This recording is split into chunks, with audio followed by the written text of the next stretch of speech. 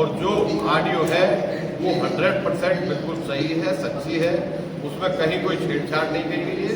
और मैं अपनी तरफ से ये मांग करता हूँ कि इसकी जांच की जाए।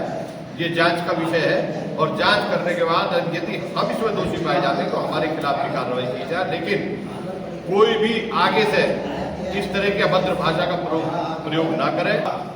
और आज हम एक गंभीर मुद्दे पर बात करना चाहते हैं आपसे। सबसे पहले मैं आपका धन्यवाद करूंगा कि आप लोगों ने इस मुद्दे के लिए हमसे बात करने का समय दिया, क्योंकि मीडिया हमारे समाज का चौथा स्तंभ है और मीडिया दर्पण है। मीडिया सच्चाई को लोगों में पहुंचाने का काम करता है। देखिए, एक वीडियो ऑडियो वायरल हो रही है जिसके विषय में मुझे आप लोगों के समक्ष कुछ बातें रखनी है।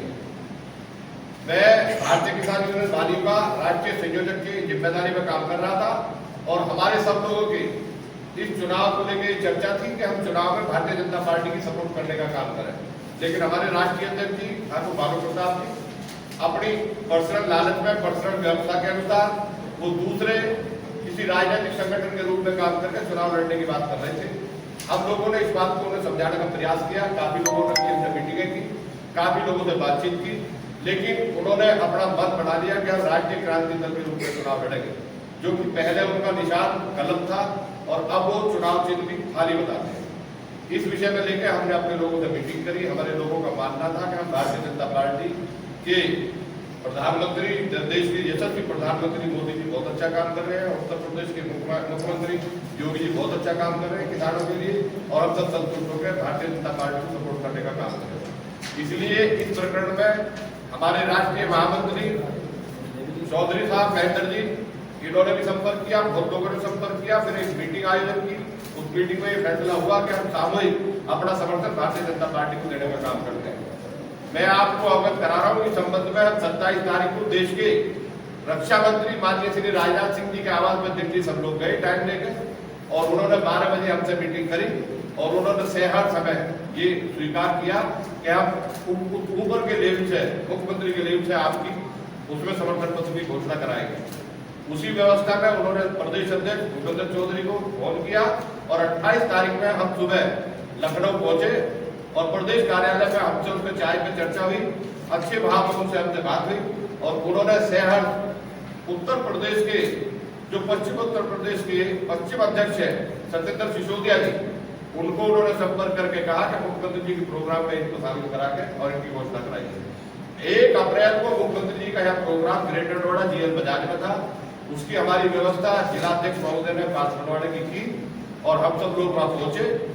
इस बीच में हम वहां जा रहे थे तो राष्ट्रीय अध्यक्ष जी का फोन मेरे फोन पे आता है। उन्हें कहीं किसी सूत्रों से पता लगा, उन्होंने कहा कि ये चौधरी महेंद्र सिंह टिकट लेने गए थे क्या बीजेपी का? मैंने कहा नहीं जी। बोला फिर क्या करने गए थे? मैंने कहा हम सब लोग भारतीय जनता पार्टी को सपोर्ट कर रहे हैं, वो समर्थन देने गए थे, मैं भी साथ था।